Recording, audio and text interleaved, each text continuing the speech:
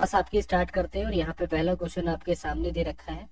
तो पहला क्वेश्चन आपका कुछ इस प्रकार से दिया गया है कि शक्तिशाली भी हो, दयालु भी हो, और आपका यहाँ पे राधे राधे बेटा, जो शांत भी हो, धीर भी हो और योद्धा भी हो, उस व्यक्ति को क्या बोलते हैं? तो उस व्यक्ति को सभी को पता होगा, उस तरह का जो व्यक्ति होता है उसको आपका धीरोदात्त बोला जाता है।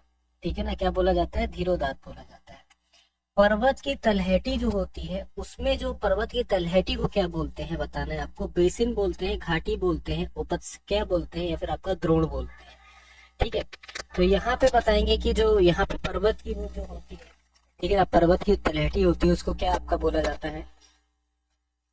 ठीक है, तो यहाँ पर याद रखिएगा उपत्यका जो है वो यहाँ पर इसको नाम दिया जाता है। ठीक है ना, चलिए अगला है आपके सामने, यहाँ पे उचित विकल्प का आपको चुनना है। आपेक्ष का यहाँ पर आपको विलोम बताना है, क्या होगा? असापेक्ष होगा, निष्पक्ष होगा, निरपेक्ष होगा, या फिर आपका सापेक्ष हो जाएगा। ठीक है, बेटा गेट बैठ देना।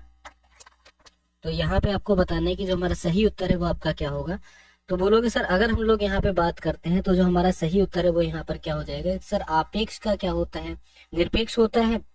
बताइए क्या होगा यहाँ पे सही आंसर आपका? तो कहोगे सर बहुत ज्यादा इजी हो जाता है कि अगर कोई हमसे कह रहा है कि आपेक्ष है, वो हमारे क्या है? उसी के निरपेक्ष है।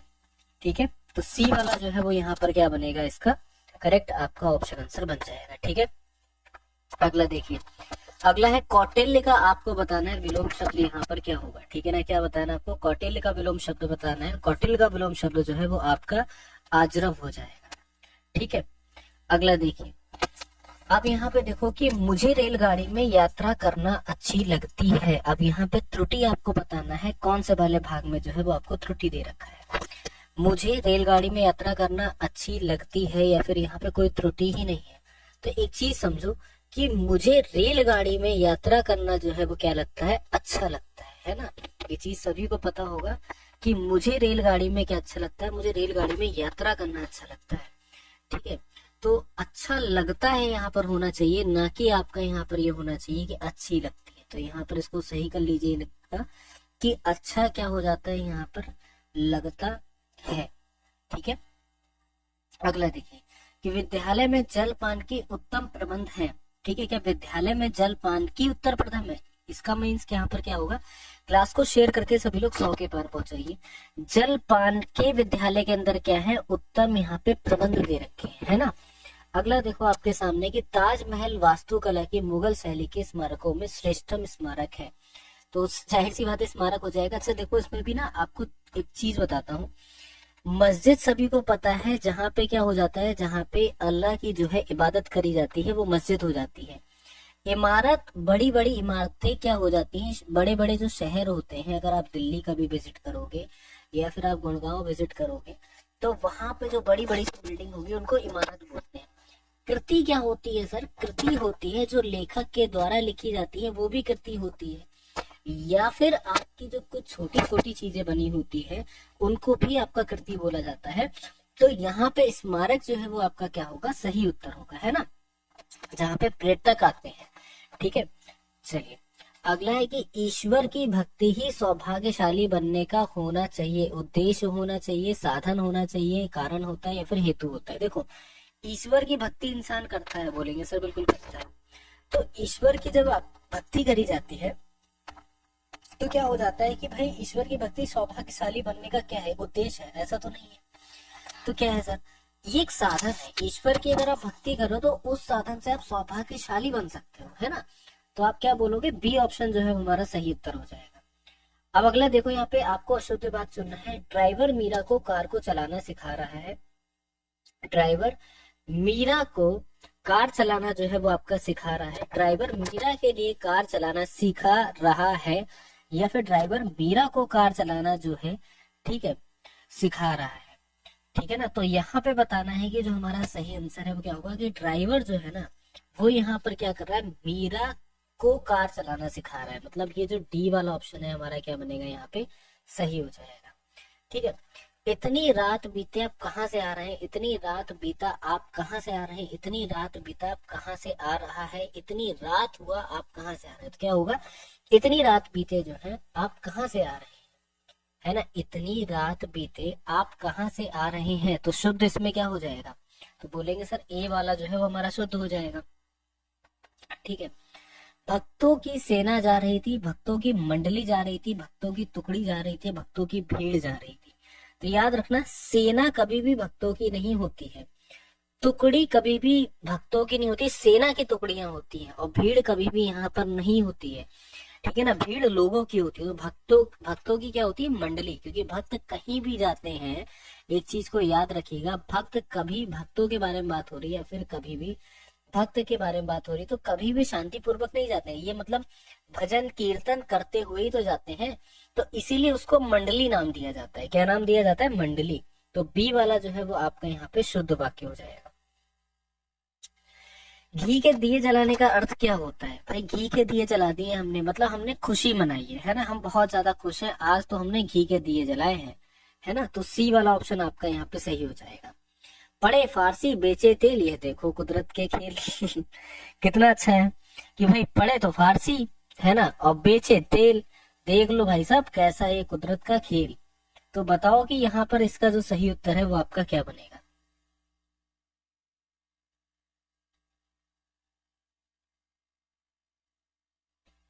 ठीक है, चलिए जल्दी से बताइए।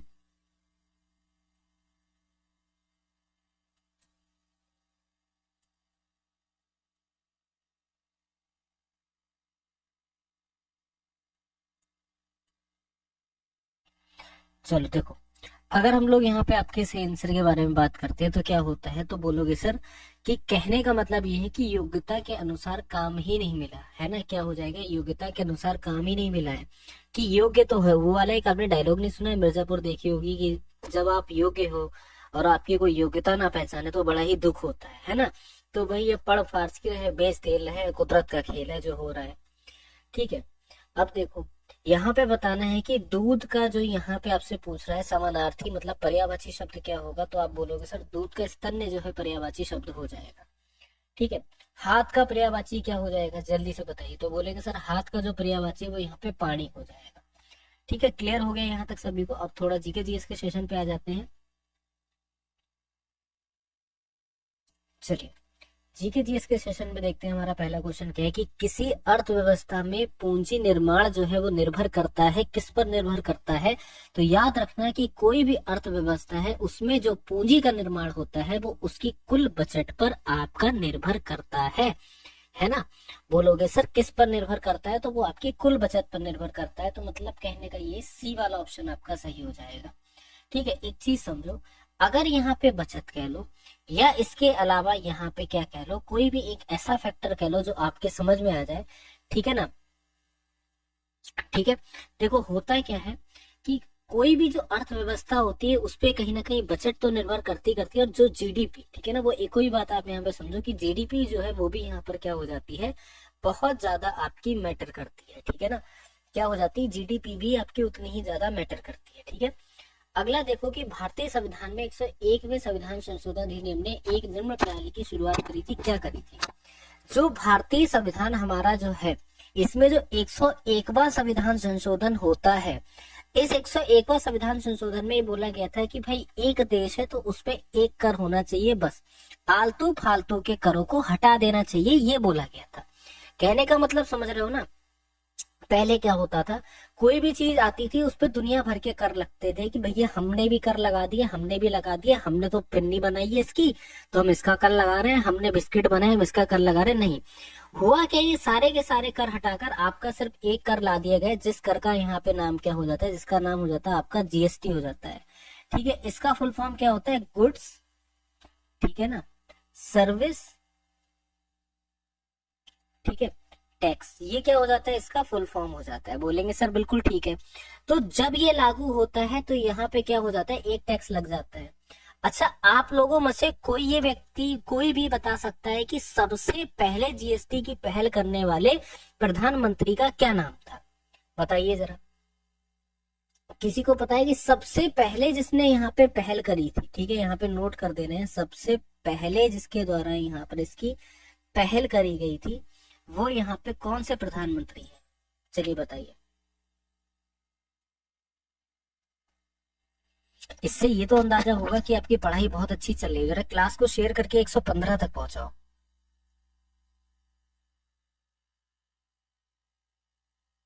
बताओ।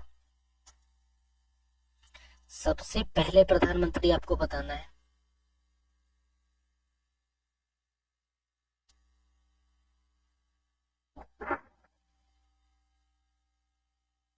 Very good. कौन हो जाएंगे यहाँ पे? अटल बिहारी वाजपेयी जी के द्वारा यहाँ पे सबसे पहली जो पहल है वो यहाँ पर करी गई थी। और अटल बिहारी वाजपेयी जी के द्वारा ये जो पहल करी गई थी, ठीक है ना, कब करी गई थी? तो ये भी आप यहाँ पर याद रखोगे, ये आपकी सन 2002 में करी गई थी। ठीक है, चलिए अगला क्वेश्चन देखिए कि किस किस्म के कोयले की कार्बन की अधिकतम मात्रा पाई जाती है? तो याद रखिएगा, एंथ्रेसाइट जो कोयला होता है जिसमें कार्बन की जो मात्रा होती है बहुत ज्यादा आपकी पाई जाती है। पंडित जवाहरलाल नेहरू क्यों ऐसी बातें करते हो? है पंडित जवाहरलाल नेहरू हमारे भारत के पहले प्रधानमंत्री थे राजा बेटा। क्या उन्होंने आते ही ये बोल दिया था कि एक दस और एक देश और एक कर लग जाएगा? ये बताओ, उस समय पर उन्हें इतना अंदाजा भी नहीं होगा कि इस देश के अंदर हजारों कर लग रहे होंगे, नहीं होगा ना। तो ये एक तरीके से ये करप्शन की चीजें होती है, चीजें तो बाद में पता चलती है कि ऐसा कुछ हमारे देश में हो रहा है ना। मैंने पहले प्रधानमंत्री नहीं पूछे। अकबर अपना धार्मिक विचार विमर्श जो है वो आपका कहाँ करता था, ये आपको बताना है। देखो, सभी दोस्तों के रिक्वायरमेंट पे एक बहुत बड़ा ऑफर लेके आ चुका हूँ मेरे दोस्त। इस प्रैक्टिस सेट के ऊपर आपके लिए एक अच्छा ऑफर है, जहाँ से कि अब आपको ये प्रैक्टिस सेट लगाओगे और सबसे सस्ता प्रैक्टिस सेट मिलने वाला है आज तक के यूट्यूब के इतिहास में।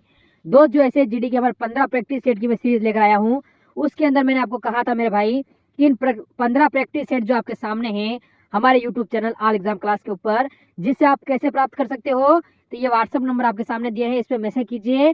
और ये प्रैक्टिस सेट जो आपको 300 रुपये मिलते हैं, उनकी मैंने प्राइस रखी थी गुण 50 रुपये। अब इनसे भी माइनस करके मेरे दोस्त मैंने कर दिया है 30 रुपये, मात्र 30 रुपये अंतिम दिनों में इस प्रैक्टिस सेट को आपको लगाने के लिए।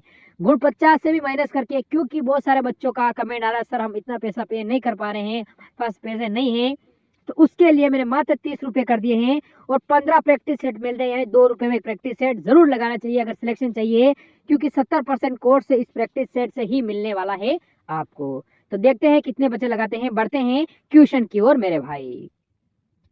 अकबर एक ऐसा राजा था जो कभी भी अपने आप को अमीरों के अधीन होने वाला राजा बोलता ही नहीं था। कहोगे सर ऐसा क्यों? एक बात आपको बताते हैं, आप जितने के जितने मुगल राजाओं का शासनकाल देख लो, उन सारे के सारे शासनकालों में अकबर और औरंगजेब को छोड़ देना, वहां पे आपको ये चीज एक मेजर देखने को मिलेगी कि जो अफगान के अंदर जो बैठे हुए थे या तुर्क के अंदर जो यहाँ पे अमीर बैठे हुए थे, उनके चलाने से ही शासनकाल चल रहा था। समझे कि नहीं समझे? बोलेंगे सर बिल्कुल।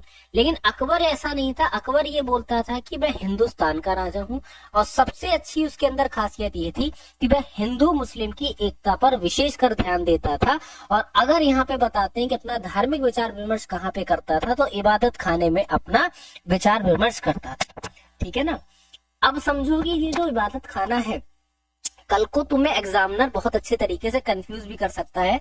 इबादत खाने की जगह वो दूसरा नाम भी लिखकर यहाँ पर दे सकता है आपको। वो मान लो आपसे बोल दे कि आराधना घर, ठीक है ना, तो आप ये भी याद रखना कि इसका ही एक दूसरा नाम यहाँ पर क्या हो जाता है, इसका ही एक दूसरा नाम आपका हो जाता है आराधना घर हो जाता है। ठीक है ना। तो ये जो आराधना घर है, यहाँ पर भी क्या करता था, वो इबादत करा करता था। ठीक है, ये एक ही बात है। सो इबादत मतलब विचार विमर्श करता था, और हर धर्म के व्यक्ति जो है यहाँ पे अपना अपना जो विचार विमर्श है किया करते थे। ठीक है, क्लियर हो गया। अब ये है कहाँ पर इबादत खाना या फिर आराधना घर, इसको ये भी याद रखो। तो ये जो सबसे पहले अगर हम लोग बात करते हैं तो 1575 में ये जो है बनके खड़ा कर दिया जाता है। और कहाँ पर, तो आप लोग याद रखिएगा कि फतेहपुर सीकरी में ये जो है वो आपका खड़ा करा जाता है। ठीक है ना, कहाँ पर? फतेहपुर सीकरी में। ठीक है,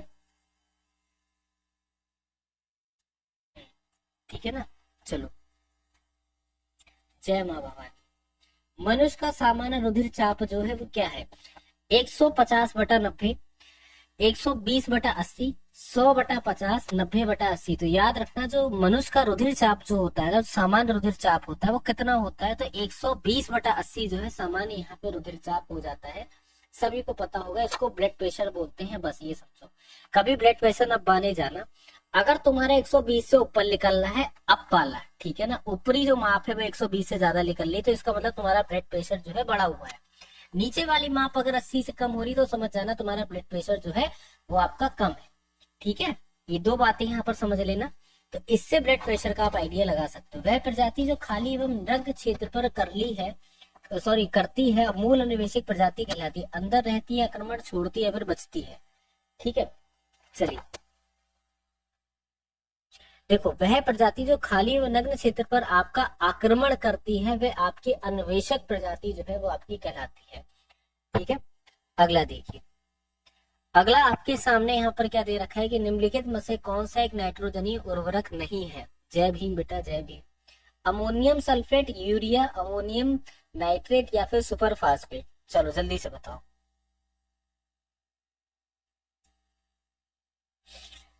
ठीक है, अब समझो यहाँ पे अगर बात करते हैं कि निम्नलिखित में से कौन सा एक नाइट्रोजन जो है वो आपका उर्वरक नहीं है, आपको बताना है। नाइट्रोजन उर्वरक यहाँ पे बेटा कौन सा नहीं है, तो जल्दी से बताइए। सुपर फास्फेट जो है वो आपका नाइट्रोजन उर्वरक नहीं है। ठीक है, चलिए अगला देखिए यहाँ पे कि लद्दाख के तिब्बती समुदायों में मनाया जाने वाला लोसर त्योहार किसका प्रतीक होता है। बहुत आसान सवाल है। लोसर त्योहार जो है नए साल का प्रतीक होता है कि भैया नया साल आ गया हमारे यहाँ, तो हमने यहाँ पे क्या कर दिया, लोसर त्योहार जो है वो आपका मना दिया। और यकीन मानना ये क्वेश्चन मैंने इससे पहले भी पढ़ाया है, वहां पर भी क्वेश्चन जो है वो आपका आया था। तो जाहिर सी बात है इस तरह के क्वेश्चंस आपके इम्पोर्टेंट होते हैं। ठीक है, चलिए। जैव विविधता अभियान पर सम्मेलन सचिवालय जो है वो आपका कहाँ पर स्थित है। लंदन में, इटली में, आपके मॉन्ट्रियल में या फिर आपके टोरंटो में। तो जल्दी से बताओ, जैव विविधता का जो अभियान, ठीक है ना, अभियान का सम्मेलन, अभियान पर सम्मेलन का सचिवालय जो है वो आपको कहाँ पर बताना स्थित है। तो यहाँ पर याद रखिएगा कि ये जो आपका हो जाता है कनाडा के अंदर स्थित हो जाता है। ठीक है ना, कब हो जाता है राजा बेटा, हमारी क्लास ना ये समझो कि भगवान की दया से हो जाए पूरी, यही कहा करो, क्योंकि अभी मैं जब क्लास करवा रहा था तो उसमें इशू हो गया था नेट का। ठीक है, वरना ये शुक्रिया करो अदनान सर का कि उनकी बदौलत हम यहाँ पे क्लास ले पा रहे हैं। ठीक है, तो ये उनका शुक्रिया करना जिनका चैनल है, जैसे ये जो सर जो है भी बार बार आपका जो लिंक देख रहे हैं, तो इनका शुक्रिया करें कि उनकी वजह से हम क्लास ले पा रहे हैं। ठीक है, तो मॉन्ट्रियल क्या हो जाएगा आपका करेक्ट ऑप्शन आंसर होगा। मॉन्ट्रियल कहाँ पे है, तो याद रखना मॉन्ट्रियल जो है वो आपका कनाडा में है। कहाँ पर है, सभी लोग मेरे साथ रिपीट करते रहा करो, कनाडा में जो है वो आपका मॉन्ट्रियल हो जाता है। अगला क्वेश्चन आपके सामने, निम्नलिखित में से कौन सी भारतीय संगीतकार सर्वोच्च नागरिक सम्मान भारत रत्न प्राप्त करने वाली पहला या पहली गायक गायिका बनी। जाकिर हुसैन, AR रहमान, RD बर्मन या फिर MS सुब्बुलक्ष्मी। ठीक है, चलिए जल्दी से बताइए। तो अगर हम लोग यहाँ पे बात करते हैं तो सभी को पता होगा MS सुब्बुलक्ष्मी जो है वो भारत रत्न प्राप्त करने वाली आपकी पहली महिला संगीतकार थी। ठीक है, स्ट्रेट क्लियर। अगला क्वेश्चन यहाँ पे बढ़ते हैं, और कहाँ की रहने वाले ये भी समझ लो यहाँ पे। ठीक है, कल को अगर तुमसे पूछ ले कहाँ कैसा क्या, तो याद रखना है कि आपकी कर्नाटक की गायिका हो जाती है। कहाँ की गायिका हो जाती है, ये आपकी कर्नाटक की गायिका हो जाती है, महिला संगीतकार है। ठीक है, थोड़ा सा समझ लेते हैं हम लोग इनको सर्वोच्च नागरिक जो सम्मान है वो आपका 1966 में मिलता है। ठीक है ना, कब मिलता है आपका, 1966 में इनको जो है सर्वोच्च जो नागरिक सम्मान है, ठीक है ना, सर्वोच्च नागरिक सम्मान जो है इनको 1966 में यहाँ पर इनको जो है मिल जाता है। ठीक है, क्लियर यहाँ तक। अगला देखिए, डायनमो का निर्माण किसने किया था। न्यूटन ने, आर्किमिडीज ने, फेराडे ने या फिर आपका ब्रैकेट ने। तो डायनमो क्या हो जाता है, एक तरीके का ये आपका वैज्ञानिक उपकरण है, इस चीज को भी याद रखना। और इसका जो निर्माण है वो यहाँ पे माइकल फेराडे के द्वारा करा गया था। ठीक है, फेराडे, इनका पूरा नाम क्या है, माइकल फेराडे जो है वो इनका यहाँ पे पूरा नाम हो जाता है। इनके द्वारा जो है डायनमो का निर्माण करा गया। तो ये साइंटिस्ट ही इसका मेजरली यूज करते हैं। ठीक है, ये भी समझो। और बेसिकली होता है क्या है कि जो यांत्रिक ऊर्जा होती है ना, सभी ने पढ़ा होगा यांत्रिक ऊर्जा क्या होती है। ठीक है, बात अलग है कि आपको अभी तक याद ना हो यांत्रिक ऊर्जा क्या है। इस यांत्रिक ऊर्जा को कन्वर्ट कर देता है किसमें आपका, इसको विद्युत ऊर्जा में आपका कन्वर्ट कर देता है। ठीक है, किसमें कन्वर्ट कर देता है, विद्युत ऊर्जा में। अगला देखिए कि असहयोग आंदोलन की सफलता के बाद नेतृत्व में कांग्रेसियों ने स्वराज दल नामक एक नई पार्टी बनाई थी। महात्मा गांधी, वल्लभ भाई पटेल, चित्तरंजन दास या फिर जवाहरलाल नेहरू। देखो, अगर हम लोग यहाँ पे बात करते हैं कि भाई स्वराज दल, स्वराज दल की सबसे पहले समझो स्थापना कब होती है, ठीक है, और किसके द्वारा कराया गया था, तो यहाँ पर याद रखना ये बेसिकली दो लोगों के द्वारा बनाई जाती है। अभी आपके सामने यहाँ पे चितरंजन दास दे रखे हैं, एग्जामिनर का मूड घूमेगा, आपको नहीं देगा यहाँ पर इनका नाम। दोनों नाम आप यहाँ पर याद रखना है कि एक नाम जो हो जाते हैं वो यहाँ पर कौन हो जाते हैं, मोतीलाल नेहरू हो जाते हैं, ठीक है। क्या याद रखोगे कि सर मोतीलाल नेहरू हो जाते हैं और चितरंजन दास इन दोनों के द्वारा बनाई गई थी। अगर बात करते हैं, कल को मान लो एग्जामिनर पूछ ले कि भैया किस डेट में बनाई गई थी, ये भी तो बता दो, तो याद रखोगे कि सर डेट बहुत आसानी से हमें याद है कि 1 जुलाई, ठीक है, सॉरी 1 जनवरी 1933 को ये जो है पार्टी आपकी बनाई गई थी, ठीक है। क्या याद रखोगे कि 1 जनवरी 1993 को ये पार्टी जो है बनाई जाती है, पार्टी बनके तैयार हो जाती है, ठीक है ना। अब बेसिकली ये समझना है कि कांग्रेसियों ने ये जो पार्टी बना दी, यहाँ पे लड़ गए गांधी जी से और अलग हो गए, ऐसा नहीं है। वो गांधी जी से लड़े ही नहीं, ठीक है, ये भी आपको एक फैक्टर बताते हैं, गांधी जी से लड़े नहीं थे। उन्होंने बस ये कर दिया था, ये उनके निरीक्षण में, गांधी जी की देख रेख में ये जो पार्टी है ना, तब ये बनके तैयार हुई थी। तो ये तो बिल्कुल मत सोचना है कि भैया इसमें गांधी जी को अलग कर दिया गया, ऐसा कुछ नहीं है। गांधी जी की देख रेख में ही ये पार्टी जो है बनके तैयार होती है। समझ गए? बोलना सर बिल्कुल यहाँ तक समझ गए हैं। अगला देखो यहाँ पर क्या है कि नेत्रदान में दाता की आंख का कौन सा भाग उपयोग में लाया जाता है, कॉर्निया, पार्टिका, रेटिना या फिर आपके लेंस। तो याद रखना है यहाँ पे कि जब भी कोई यहाँ पे नेत्रदान करता है तो जो उसका कॉर्निया का पार्ट होता है ना, वो यहाँ पर क्या होता है, उपयोग में लाया जाता है, ठीक है। ऐसा नहीं कि पूरी की पूरी नेत्र निकाली उठा के लगाती, तो ये तो बिल्कुल मत सोचना। कुछ पार्ट हो जाता है, कुछ पार्ट पे कॉर्निया आपका आ जाता है। और कॉर्निया में भी बात करते हैं कि ये होता है क्या कि कोई जिंदा व्यक्ति दे देता है, ऐसा नहीं है, ठीक है ना। पहली चीज इसको देने का सबसे बड़ा फैक्टर ये होता है, या फिर इसको देने की सबसे बड़ी एलिजिबिलिटी ये होती है कि व्यक्ति जो है वो यहाँ पे मरा हुआ होना चाहिए, क्योंकि हमेशा याद रखना है कि ऑर्गन्स कभी नहीं मरते हैं, आत्मा निकल जाती है। आत्मा अमर है, शरीर मर जाता है। सेम चीज यहाँ पे यही है कि आत्मा अमर है, शरीर मरा है और कुछ नहीं है। अगर हम लोग यहाँ पे बात करते हैं तो यहाँ पे क्या होता है कि 1888 में सबसे पहले यहाँ पे कॉर्निया दान करी गई थी। कॉर्निया निकालने वाले यहाँ पे बॉन हिप्पल थे, ठीक है ना, जिन्होंने ये जो है ये जो भी करके किसी और की कॉर्निया निकाल के किसी के लगा दी थी, ठीक है, समझ गए। चलो अगला देखो। अगला भाई तुम्हारे सामने है कि बैडमिंटन के संबंध में निम्नलिखित में से कौन सा कथन जो है सही है। बैडमिंटन के खेल की शुरुआत और जब स्कोर बराबरी पर होता है तो सर्वर बाई ओर के सर्विस कोर्ट से सर्व करता है। अब है क्या, हमने जो बैडमिंटन खेला है, मोस्टली आप लोगों में से जिन जिन बालकों ने या बालिकाओं ने बैडमिंटन खेला होगा, वो घरेलू बैडमिंटन खेला होगा, ले आए होंगे, उसको खेलने लगे होंगे कि भैया ठीक है, कोऑर्डिनेशन बनाना है, जो चिड़िया है या जो भी शटल है उसको गिरने नहीं देना है, ये वाला खेला होगा, है ना। गलत बोल रहा हूं, तो ये चीजें नहीं पता होंगी, लेकिन कोई बात नहीं। सर्वर और रिसीवर हमेशा विपरीत सर्विस कोर्ट में परंतु एक ही तरफ खड़े होते हैं। अब समझो यहाँ पे मेरी बात को, ठीक है। देखो बैडमिंटन एक गेम जो है ना, वाकई में बहुत अच्छा गेम है। अब कुछ लोग तो बैडमिंटन को लड़कियों का गेम बोल देते हैं कि भैया हम नहीं खेलेंगे लड़कियों का गेम, हम कैसे खेल ले, हम ठहरे पुरुष और हम ये गेम खेलने के नहीं है। तो ऐसा नहीं है, बैडमिंटन में कोई क्राइटेरिया नहीं होता है कि आप एक दूसरे के तिरछे जो है आप यहाँ पे भेजोगे, ठीक है, ठीक है ना, ऐसा कुछ नहीं है। और बैडमिंटन में ऐसा भी नहीं होता है कि मतलब एक सर्विस कोर्ट जो बना हुआ है, ठीक है ना, कि बाई ओर वाला दाई ओर को फेंकेगा, ऐसा कुछ भी, तो दोनों के दोनों आपके गलत है। आप कैसे भी फेंक सकते हो, तो ना तो एक और ना ही सेकंड, इतना बस आप समझ लो। बैडमिंटन है यार, जैसे मर्जी इसको फेंक के थ्रो कर दो, है ना। वाईफाई का पूरा नाम क्या है, अब ये तो कोई कहने की बात ही नहीं है। वाईफाई का पूरा नाम सभी को पता होगा, वायरलेस फर्टिलिटी जो है इसका पूरा नाम हो जाता है।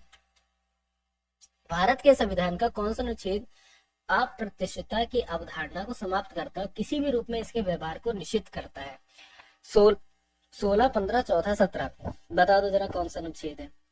तो बहुत आसान सा क्वेश्चन है और बहुत आसान सा जवाब है कि सर अगर हम लोग यहाँ पे बात करते हैं तो भाई कौन सा अनुच्छेद जो है वो यहाँ पे इस तरीके से बोलता है। तो इस चीज को याद रखिएगा कि अगर हम लोग यहाँ पे बात करते हैं तो हमारा जो अनुच्छेद हो जाता है 17, वो यहाँ पे क्या करता है, अप्रत्यक्षता की अवधारणा को समाप्त करता है, ठीक है। रुस्तम 2 क्या है, टैंक है, जलपोर्ट है, लड़ाकू विमान है, या फिर इनमें से कोई नहीं है, ठीक है। अब दिलजले जितने आशिक है वो रुस्तम 2 को यहाँ पर कुछ और समझेंगे, लेकिन एक्चुअल में रुस्तम 2 जो है वो आपको बताना है क्या है, बताओ, पता है किसी को भी? देखो रुस्तम 2 एक आपका लड़ाकू विमान है, टी पर टिक मत लगाओ, ये आपका क्या हो जाता है, एक लड़ाकू विमान हो जाता है, सी याद रखना है, ठीक है, सी वाला ऑप्शन आपका हो जाएगा। एक्चुअल में अगर हम लोग यहाँ पे बात करते हैं तो ये अभी रिसेंट में इसका प्रशिक्षण हुआ है, इसका नाम रुस्तम 2 रखा गया है। तो 2018 में आपका क्या होता है, परीक्षण होता है, वो भी कब, आपका 25 फरवरी को, ठीक है ना, 25 फरवरी को आपका 2018 में क्या होता है, इसका परीक्षण होता है। अब यहाँ पे बहुत से बालक ऐसे होंगे जिन्होंने बी बोला होगा, आपके दिल में क्या है ये हम आपको बताते हैं। क्यों बोला होगा, इन्होंने सोचा होगा रुस्तम मूवी बनी थी, रुस्तम मूवी में वो नेवी में था, तो जाहिर सी बात है जो दूसरी चीज यहाँ पे रुस्तम 2 जो नाम दिया गया है वो भी जल से रिलेट करता होगा, क्योंकि नेवी तो जल में रहती है। तो यहाँ पे जो हमारा आंसर होना चाहिए बी वाला होना चाहिए, जलपोर्ट है, यही सोचा होगा मोस्टली लोगों ने, लेकिन ऐसा नहीं है। अब उनमें से कुछ ऐसे भी होंगे कि क्यों वो जल में रहेगा, ये तो कुछ भी नहीं होगा, इनमें से तो कुछ नहीं हो सकता, तो उनने डी पे टिक लगा दिया। ये 2 ऑप्शन में आपका मन ललचाया होगा और ये हुआ भी हुआ होगा, ठीक है, लेकिन एक्चुअल में लड़ाकू विमान है, ठीक है। मियामी ओपन 2024 का पुरुष युगल खिताब जो है किस जोड़ी ने जीता, Matt Ebden, Rohan Bopanna, Eddie Murray, या फिर नोवाक जोकोविच, या फिर आपका रोहन बोपन्ना, ठीक है, एंजेलो मैथ्यूज, या फिर आपका कोई भी नहीं। चलिए यहाँ पे बताइए कि ये जो हमारा सही उत्तर है यहाँ पर क्या हो जाएगा, ये ऐसे क्वेश्चन है, ये वाले क्वेश्चन अब ये मन में आएगा कि सर ये क्वेश्चन तैयार कैसे करें, हमें ये तो बताओ, हमें पता कैसे चलेगा इन क्वेश्चन को तैयार कैसे करना है। तो राजा बेटा इन क्वेश्चंस को तैयार करने का एक बहुत अच्छा सा फॉर्मूला ये वाला ऑप्शन करेक्ट होगा। जो रिसेंट में गेम वगैरह होते हैं, ठीक है, जो रिसेंट में गेम होते हैं, ओलंपिक हुआ होगा उसको तैयार कर लेना। रिसेंट में कोई भी अभी गेम रहा हो, जैसे चेस से रिलेटेड क्वेश्चंस इस बार संभावना है बने, ठीक है, चेस के रूल्स पढ़ लेना, जैसे कि बैडमिंटन का आ गया क्वेश्चन, तो बैडमिंटन के रूल पढ़ लिए थोड़े से, कि ऊपर ऊपर से देख लिया है ना। तो ये सारी चीजें हैं, सारे क्वेश्चंस आपके आ जाते हैं। अंतरराष्ट्रीय संस्था WHO का मुख्यालय कहाँ पे, यानी तो बहुत ही आसान सा क्वेश्चन है कि सर WHO का मुख्यालय पूछ लिया, तो इसमें तो कुछ कहना ही नहीं है कि WHO का मुख्यालय, ये तो मतलब मेरे ख्याल से इतना, इस तरह के क्वेश्चंस अगर आपसे पूछ रहे हैं फिर क्या ही करना, ठीक है। खैर अब जब पूछा है तो उसका आंसर भी बता दो, और बता दो कि मुख्यालय कहाँ पे है, तो बोलोगे सर आंख बंद करके भी हम टिक लगा सकते हैं, जेनेवा में इसका मुख्यालय हो जाता है। सर अदनान सर लाइव नहीं आएंगे, अब बेटा पता नहीं, आराम करने दो उन्हें, ठीक है, थोड़ा बहुत आराम भी करने दो, ठीक है। किस खेल में प्रतिभागियों को पूज्य लिस्ट कहा जाता है, मुक्केबाजी में, टेनिस में, हॉकी में, या फिर आपका बैडमिंटन में। तो यहाँ पे समझो पूज्य लिस्ट, फ्यूज लिस्ट, अच्छा सॉरी फ्यूज लिस्ट है, वरना मुझे भी मिस्टेक हो गया। फ्यूज लिस्ट जो है किसमें बोलते हैं, मुक्केबाजी। सभी दोस्तों के रिक्वायरमेंट पे एक बहुत बड़ा ऑफर लेके आ चुका हूँ मेरे दोस्त। इस प्रैक्टिस सेट के ऊपर आपके लिए एक अच्छा ऑफर है, जहाँ से कि अब आपको ये प्रैक्टिस सेट लगाओगे और सबसे सस्ता प्रैक्टिस सेट मिलने वाला है आज तक के यूट्यूब के इतिहास में। दोस्त जो ऐसे GD के 15 प्रैक्टिस सेट की मैं सीरीज लेकर आया हूँ, उसके अंदर मैंने आपको कहा था मेरे भाई कि इन 15 प्रैक्टिस सेट जो आपके सामने हैं हमारे YouTube channel all exam class के ऊपर, जिससे आप कैसे प्राप्त कर सकते हो, तो ये व्हाट्सअप नंबर आपके सामने दिया है, इस पर मैसेज कीजिए। और ये प्रैक्टिस सेट जो आपको 300 रुपये मिलते हैं, उनकी मैंने प्राइस रखी थी गुण 50 रुपये। अब इनसे भी माइनस करके मेरे दोस्त मैंने कर दिया है 30 रुपये, मात्र 30 रुपये अंतिम दिनों में इस प्रैक्टिस सेट को आपको लगाने के लिए। गुण 50 से भी माइनस करके, क्योंकि बहुत सारे बच्चों का कमेंट आ रहा है सर हम इतना पैसा पे नहीं कर पा रहे हैं, पास पैसे नहीं है, तो उसके लिए मैंने मात्र 30 रुपये कर दिए हैं। और 15 प्रैक्टिस सेट मिल रहे हैं, 2 रुपये में एक प्रैक्टिस सेट जरूर लगाना चाहिए अगर सिलेक्शन चाहिए, क्योंकि 70% कोर्स इस प्रैक्टिस सेट से ही मिलने वाला है आपको। तो देखते हैं कितने बच्चे लगाते हैं, बढ़ते हैं ट्यूशन की ओर मेरे भाई। मैथ ना होती है, ठीक है, मैथ है तो सर थोड़ा सा हम गुस्सा कंट्रोल कर ले जाते हैं, वरना अब तक तो साहब ये याद रखो कि हम सीजीएल निकाल बैठे होते हैं। चलो सीजीएल ना निकालो तुम, पहले यहाँ पे क्वेश्चन देखो, TOKENLFMMGLN, बता दो जरा भैया कि अगला इसका जो प्लेस है यहाँ पर क्या आएगा। रीजनिंग वैसे है तो मजेदार चीज, कहो तुम कुछ भी, लेकिन गुरु है तो अच्छी चीज, सही कह रहा हूँ कि नहीं। अच्छा एक बात बताओ कि यार क्वेश्चन तो ये हल्का लग रहा है, तुमको कठिन लग रहा है, एक काम करो ना, तुम इस क्वेश्चन को जरा इजी वे में सॉल्व करो, इजी वे समझ रहे हो। ये बताओ O से N तक जाने में कितना डिफरेंस आ रहा है, बोलेंगे सर O से N तक जाने में माइनस का 1 ही तो हो रहा है, बोलेंगे सर बिल्कुल सर माइनस का 1 हो रहा है। एन से एम तक जाने में क्या हो रहा है, बोलेंगे सर यहाँ पर भी माइनस का 1 हो रहा है, ये बीच वाला है, ठीक है। एम से एल तक जाने में माइनस का 1 हो रहा है, और एल से अगर -1 कर देंगे तो कितना हो जाएगा, एल से -1 करने पर के आ जाएगा। अच्छा के कौन से ऑप्शन में आ रहा है, सर के जो है हमारा ए वाले ऑप्शन में आ रहा है। बस खत्म करो, ज्यादा टाइम ही मत फूको ना, टाइम वेस्ट ही नहीं करना है। टाइम वेस्ट करो मैथ में जाके, इन छुटुक छुटुक से क्वेश्चंस में अगर तुम टाइम वेस्ट करने लगे तो राजा बेटा समझ लेना फिर जीडी तो नहीं निकल पाएगा, ठीक है। और इतने लो लेवल के मतलब ये मान के चलो कि क्या नाम, इतने हलवा कोई अब एग्जाम आते ही नहीं कि आपसे लिख लेना। सोचो ग्रुप डी का एग्जाम निकालने में खटी खड़ी हो जाती है इंसान। 176, 326, 526, 776, क्वेश्चन मार्क 14, 26, 18, 26। क्वेश्चन मार्क के प्लेस पे बताओ कि जो हमारा सही आंसर है वो क्या है। डिफरेंस देखो, डिफरेंस और कुछ मत देखो राजा बेटा, डिफरेंस देख लो, क्वेश्चन सॉल्व। 176 के और 326 के बीच में डिफरेंस देखते हैं। चलो 150 नंबर्स का डिफरेंट है ना, डिफरेंस है ना, 150 यहाँ पे प्लस कर रहे हो तब आ रहा है। 326 और 526 के बिटवीन में अगर हम लोग यहाँ पे देखते हैं कि तो 200 का डिफरेंस आ रहा है। 526 और 776 में अगर हम लोग देखते हैं तो हमारा 250 का डिफरेंस आ रहा है ना। और यहां से यहां तक देखते हैं कि 776 और इसके बीच में देखेंगे, हाँ बिल्कुल हम ही पढ़ाएंगे, क्या दिक्कत है। 526 और 776 में जब पहले 150 का हुआ, 200, 250, तो जाहिर सी बात है 300 बढ़ेगा। अब 300 जब आगे बढ़ जाएगा तो कितना हो जाएगा, 1076 हो जाएगा, है ना। क्या हो जाएगा, 1076 हो जाएगा। तो डी वाला ऑप्शन हमारा सही हो जाएगा, ठीक है। चलो अप्रैल को किसी कोड लैंग्वेज में उन्होंने बड़ी विकट भाषा में लिख रखा है, ठीक है ना, कि भैया पढ़ी भी नहीं जा रही है, ऐसी भाषा लिखा, कौन कौन से लेटर लिखते हैं वो भी नहीं पढ़े जा रहा है हमसे, तो कि भाई क्या लिख दिया तुमने ये बताओ। एक तो इन्होंने यहाँ पे साइन नहीं, इन्फिनिट का साइन लगा देना, ठीक है ना, इन्फिनिट का साइन लगाना, ठीक है। अब देखो भाई साहब कौन कौन से यहाँ पे भाषा में इन्होंने लिखा है, क्या क्या लिखा है। अब परम आपको बताना है, आपने अप्रैल देखो, अप्रैल में यार एक चीज देखो कि पी को क्या लिखा है, पी को तो मल्टीप्लाई लिखा है ना, मल्टीप्लाई का ऑप्शन यहाँ पे 2 स्टार्ट है, बी और सी, ठीक है। ऐसे ही देख के इसको सॉल्व करो। फिर डिवीजन है, मल्टीप्लाई के बाद डिवीजन, मतलब या तो बी ऑप्शन होगा या फिर आपका डी वाला ऑप्शन होगा। आर में देखो जरा यार, आर में अगर हम लोग देखेंगे तो आर को यहाँ पर क्या लिख रहे हैं, आर को यहाँ पे बी लिख रहे हैं, तो डी वाला ऑप्शन पे टिक लगाओ, आगे बढ़ जाओ, बस खत्म, है ना। आसान है ना क्वेश्चन, बताओ आसान है कि मुश्किल है या भयानक है। इसी बात पे अगला वाला क्वेश्चन देखो हमारा क्या दे रखा है। अगला क्वेश्चन भी आपके सामने है कि AEL का रिलेशन ACI से, NRV का रिलेशन आपसे पूछना है किससे होगा। अब देखो भाई साहब AEL आपके सामने दिया गया है, सोचो यार कुछ अपनी मर्जी से भी तो चलाओ दिमाग, ठीक है। मुझे यहाँ पर सिंपल एक डिफरेंस ही देखने को मिल रहा है यार, ये ना सही कर लेना, ये L है यहाँ पे, ठीक है। तो डिफरेंस पता है क्या देखने को मिल रहा है, मैथ में प्रॉब्लम होती कोई बात नहीं, असल में क्या है ना, एक अच्छा आप लोग एक बात को मेरे डिनाई मत करना, कहो सर बिल्कुल जो भी बोलेंगे सच बोलेंगे, सच के सिवा कुछ नहीं बोलेंगे। और मैं जो तुमसे पूछने जा रहा हूँ, तुम में से थोड़े बच्चे बालक ऐसे हैं जो जीएस को बहुत मन से पढ़ते हैं, उन्हें लगता है कि यार जीएस क्वालिफाई कर लिया, सब कर लिया। हिंदी को और भी मन से पढ़े, क्योंकि हिंदी उनका कहीं ना कहीं बैकग्राउंड रहा है हिंदी का।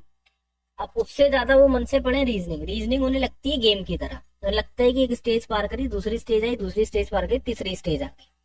कहो सर बिल्कुल इसमें तो हमें कोई परेशानी नहीं है, जीएस में भी करंट अफेयर हम ध्यान नहीं देते, हमें अपना जो हिस्ट्री वगैरह उसको पढ़ लेते हैं। करंट अफेयर क्या पता कितने बड़े हैं, हम कौन सा पढ़ने बैठ रहे हैं, 3 बातें।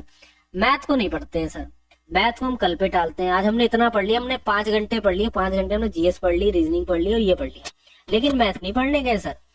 मैथ में बोर होते हैं, मैथ समझ में नहीं आती। अरे बालक बिना मैथ के सिलेक्शन नहीं होने का है, तो मैथ को पढ़ो, समझ रहे हो। तभी तो मैथ तुम्हारी वीक है कि तुमने मैथ, कुछ बच्चों ने तो मैथ 10th में ही छोड़ दी, लेकिन इतना बाल बुद्धि मत बनो कि जो अभी तुम्हारी कॉम्पिटिटिव एग्जाम में मैथ है वो 10th लेवल तक की मैथ आ रही है, उसको पढ़ो बेटा, सॉल्व करो, बिल्कुल 0 लेवल से पढ़ो, और फिर तुम देखो तुम्हारे अंदर क्या क्या चेंज आते हैं। भाई साहब मैथ से हलवा सब्जेक्ट कोई दूसरा सब्जेक्ट है नहीं, लेकिन तुम्हारी बुद्धि खराब है, तो मैथ को पढ़ना ही नहीं चाहते हो, तो फिर नौकरी कैसे लगने की है। कड़वा है पर सच है, बोल दो कि हाँ सर ऐसा है। ई आपको अगर सी के बीच में डिफरेंस देखना है क्या है, माइनस का 2 ही तो हो रहा है, तो हमने कहा ठीक है सर माइनस का 2 हो रहा है, तो आर के बाद भी तो माइनस का 2 होगा ना, वो तो दोनों डिजिट ही आपके सेम है, आर और वो तो यहाँ पे सेम ही दे रखे हैं, तो एन मतलब पीवी। और इसको कुछ भी ना करते यार, तुम इस क्वेश्चन को देखो, हमेशा मैं तुम्हें बताता हूँ कि कुछ ना ऐसे वो देखा करो ना कि इससे क्वेश्चन बहुत ज्यादा इजी लगे, कुछ सॉल्व वगैरह करो ही मत, ठीक है। पर्सनल हो गया, अरे पर्सनली तो बोला। तो देखो एनआरवी मतलब ए एल जो ए एल है, तो ए एल आपका एक प्लेस पर है ना, तो एनआरबी भी आपका एक प्लेस पर होना, सॉरी एनवी भी प्लेस पर होना चाहिए, डी वाला तभी आपका करेक्ट हो गया, खत्म कहानी।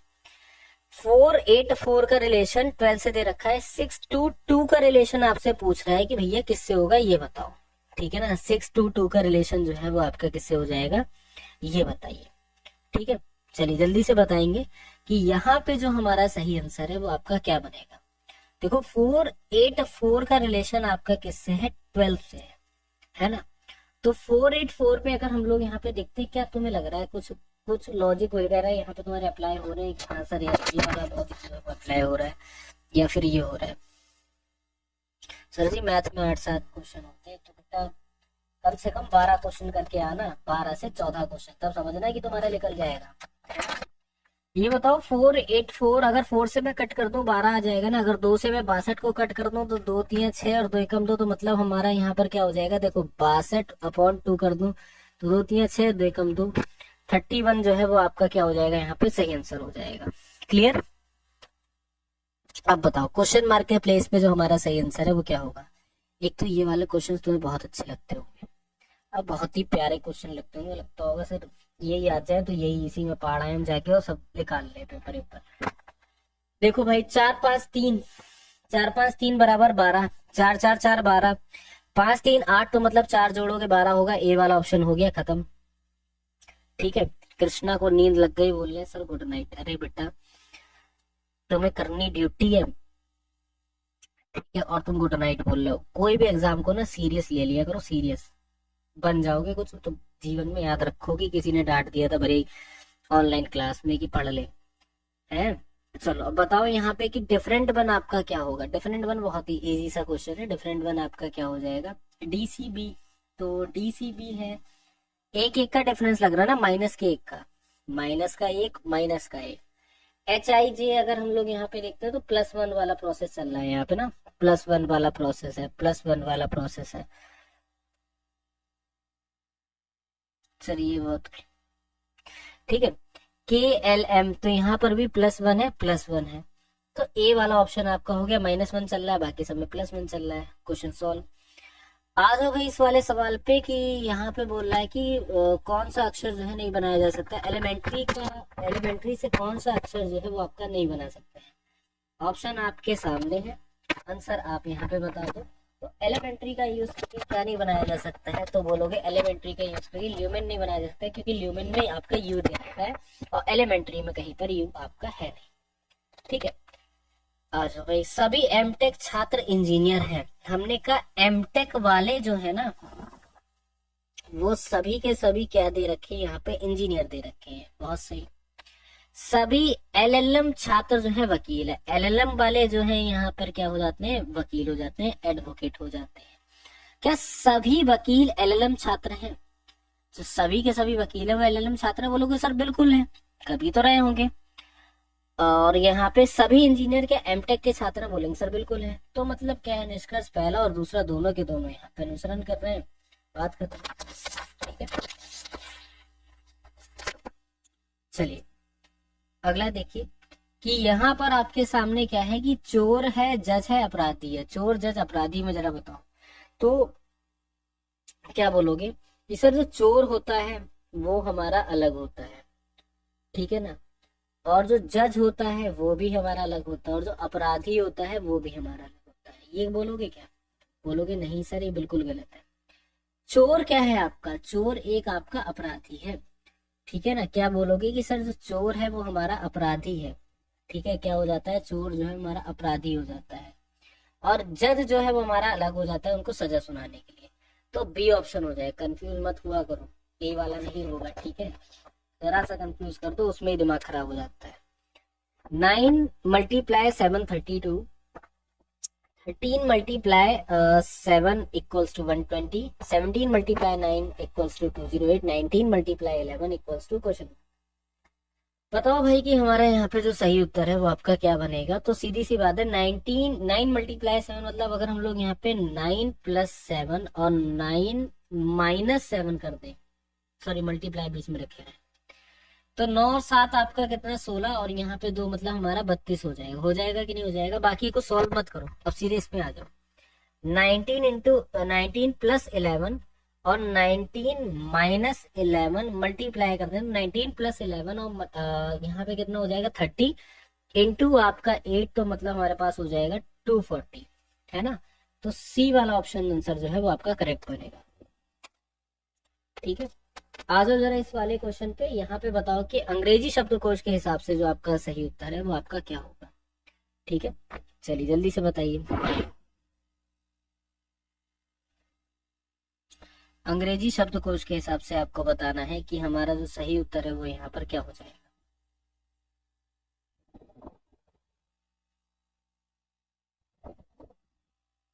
हाँ, 13-14 करने से बिल्कुल आपका सिलेक्शन हो जाएगा, बेफिक्र रहो। वेरी गुड इवनिंग बेटा, आपका सिलेक्शन हो जाएगा।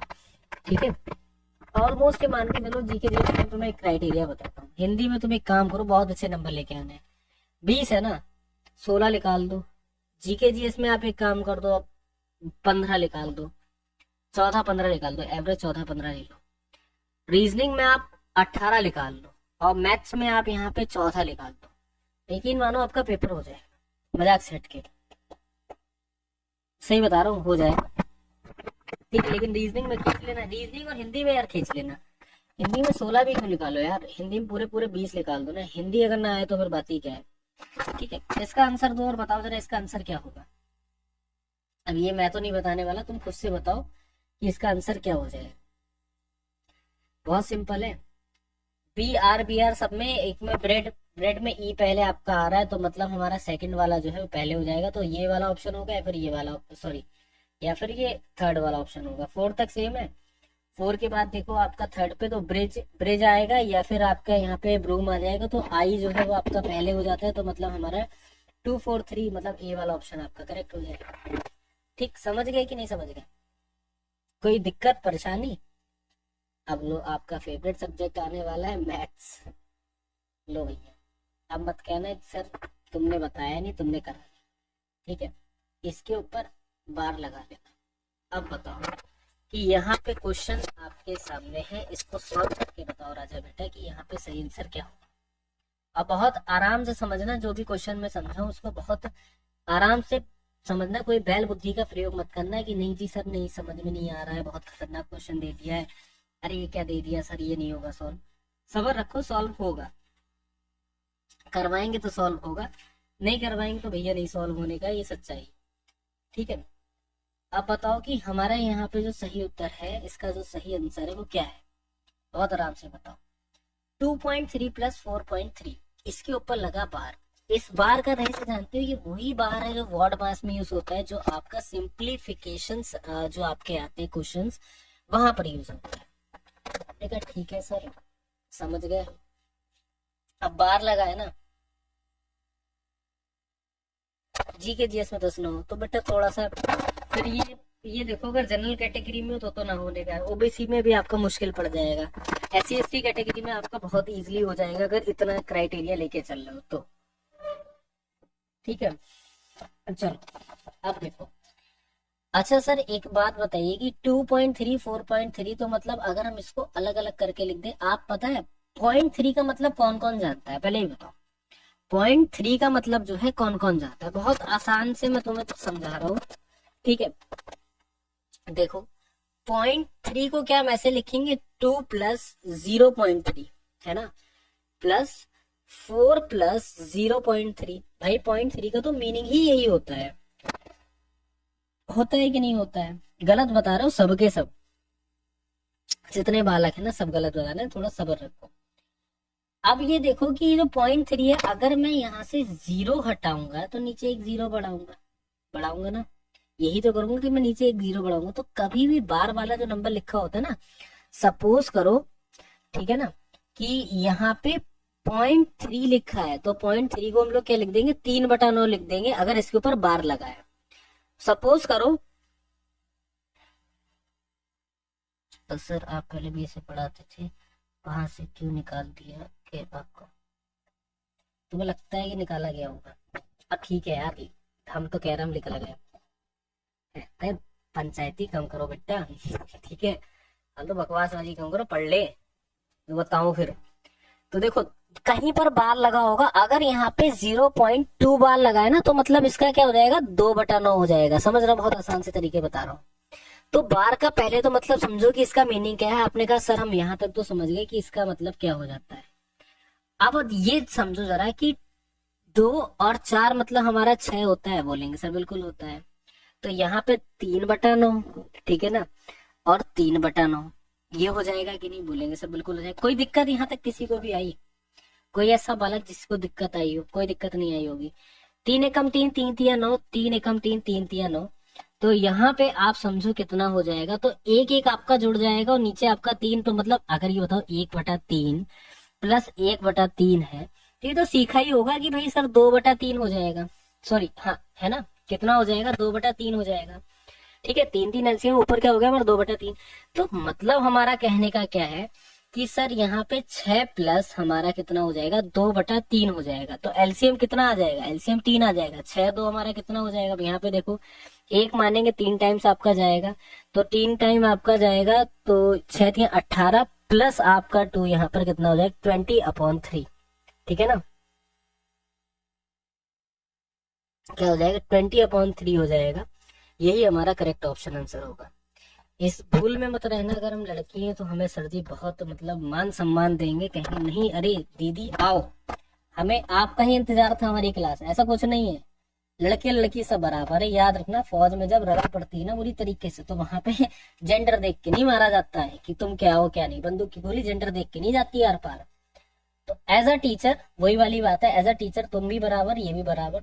तो जब मैं सुनाऊंगा लड़कों को तो तुम कोई इतने हीरे मोती जवाहरात वाले थोड़ी हो कि तुम्हें छोड़ दूंगा, है तो ये सुनना तो है। अब ये तो बिल्कुल विक्टिम कार्ड तो खेलना ही मत कि लड़की है सर हमसे ऐसे बोल दिया। ठीक है, समझ गए कि नहीं समझ गए, ये बताओ। समझ में आया यहाँ तक सभी को? हाथ खड़ा करो जिस जिसको समझ में आ गया। तो बहुत आसान से क्वेश्चन तभी मैं लगवाता हूँ कि तुम्हारी बुद्धि में फंसे है, फंसे है, फंसे है, फंसे है। और तुम तब भी ना फंसे फिर क्या ही मैं समझाऊंगा। ठीक है, अब ये वाला क्वेश्चन देखो, इसको पढ़ लो पहले फिर तुम्हें समझाऊंगा।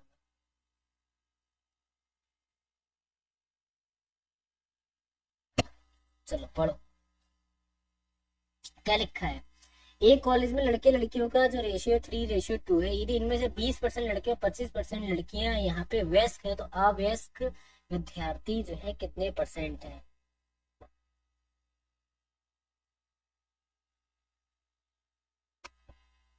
चलो बताओ, वापस वो वाला क्वेश्चन बताना है कि नहीं यार, ऐसा पता बहुत देर हो गए।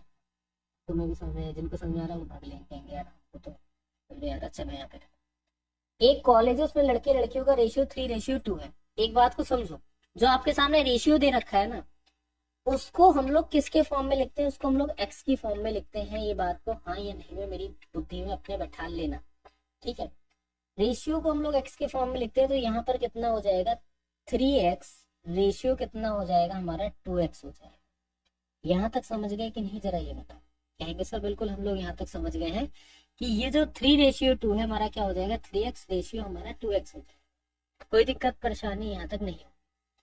अब ये बताओ, जो इसमें टोटल छात्र होंगे, मतलब टोटल विद्यार्थी आपके कितने होंगे, टोटल विद्यार्थी तो आपके 5x होंगे ना।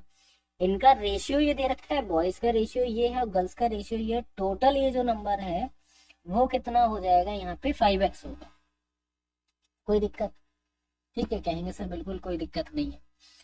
अब यहाँ पर आपसे पूछ रहा है कि लड़कियों, इनमें से 20% लड़के और 25% लड़कियां हैं। अगर इनमें से 20% लड़के हैं और 25% लड़कियां हैं, वो वयस्क है, तो अवयस्क लड़के और अवयस्क लड़कियां कितनी होंगी, ये बताना।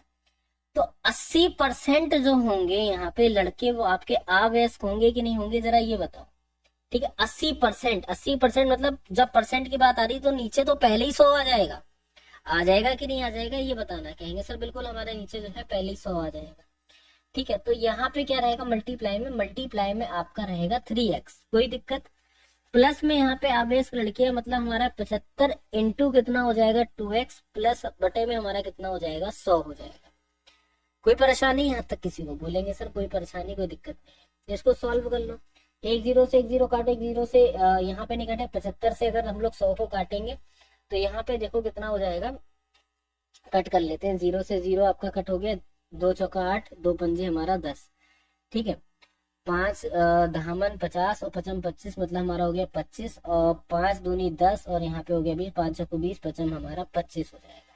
5/5 4, 4/5, तो यहाँ पे सॉल्व करने के बाद हमको कितना मिल जाएगा, 39x अपॉन आपका यहाँ पर हो जाएगा 10 हो जाएगा, ठीक है। अवयस्क विद्यार्थियों की कितनी प्रतिशत है ये बताओ, तो हमारा 39 अपॉन हमारा कितना हो जाएगा 10 हो जाएगा, ठीक है। अब अवयस्क विद्यार्थी आपको बताने हैं, तो टोटल विद्यार्थी आपके कितने थे, टोटल विद्यार्थी आपके 5x थे, 39x अपॉन हमारा 10, और टोटल विद्यार्थी हमारे 5x, तो मतलब 1/5x इक्वल्स टू आपके पास कितना आंसर निकल आएगा, तो मल्टीप्लाई में आपका रहेगा 100, क्योंकि आपको परसेंटेज में बताना है, तो 78% जो है यहाँ पर आपका आंसर आ जाएगा ए वाला, ठीक है। समझ गए कि नहीं समझ गए, जरा ये बताइए, क्लियर।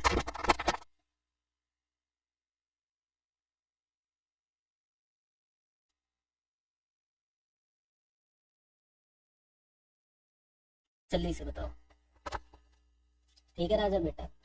अगला क्वेश्चन देखो, 3 संख्याओं का अनुपात ये है, उसका महत्तम समापवर्तक 12 है, तो ये संख्या आपको बतानी है क्या, बताइए। मासा पता है, मासा क्या होता है, नहीं पता है तो पूछ लो, ऐसा कोई वो दिक्कत नहीं है। ये समझो पहले या फिर कि 5 8 2 4 1 में कौन सी संख्या जोड़ी जाए जो 9 से पूरी तरह आपकी विभाज्य हो,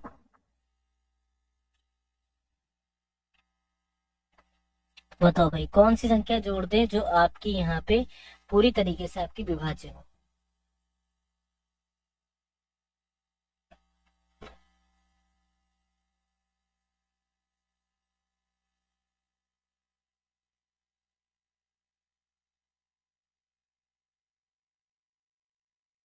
चलो भाई बताओ,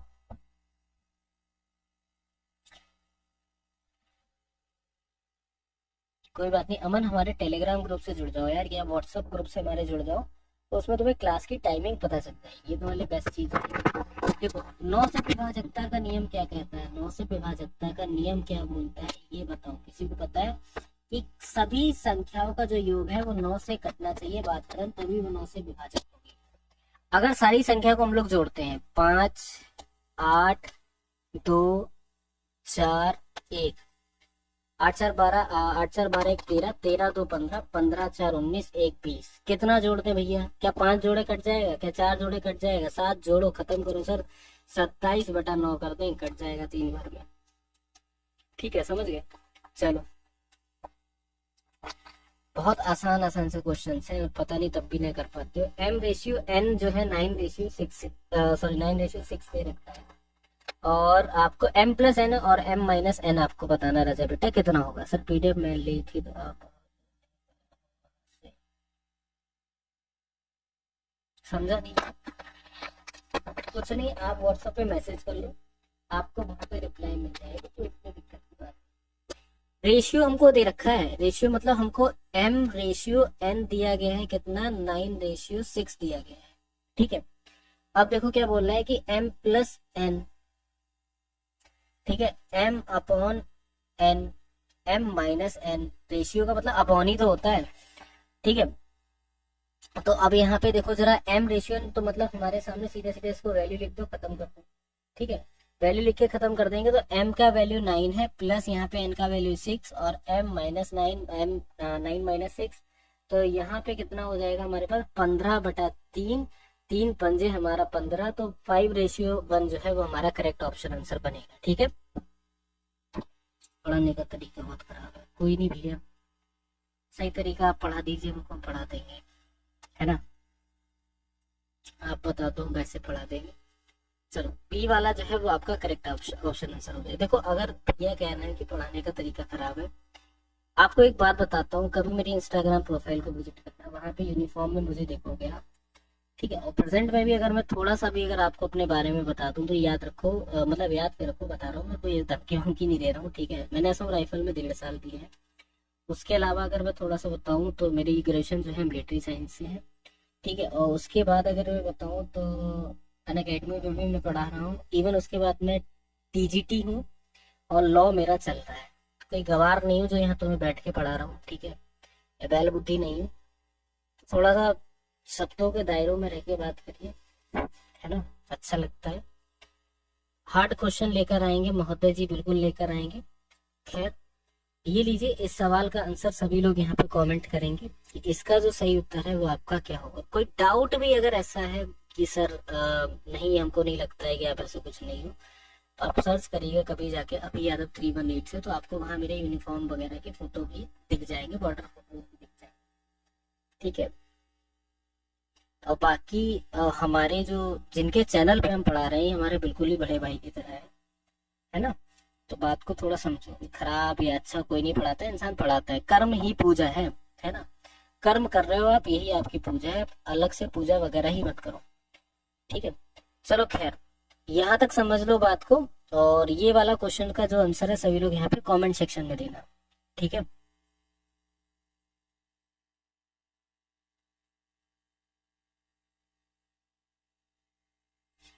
तो यहाँ तक समझ लेते हैं कि ये जो हमारा यहाँ तक हो सकता है, इतना जो है वो आपको क्लियर हो गया होगा, ठीक है ना। तो 30 अगर इसका करेक्ट ऑप्शन आंसर है तो इसको आप लोग यहाँ पे कमेंट कर दीजिएगा। मिलते हैं आपसे अगली क्लास में, तब तक के लिए जय हिंद।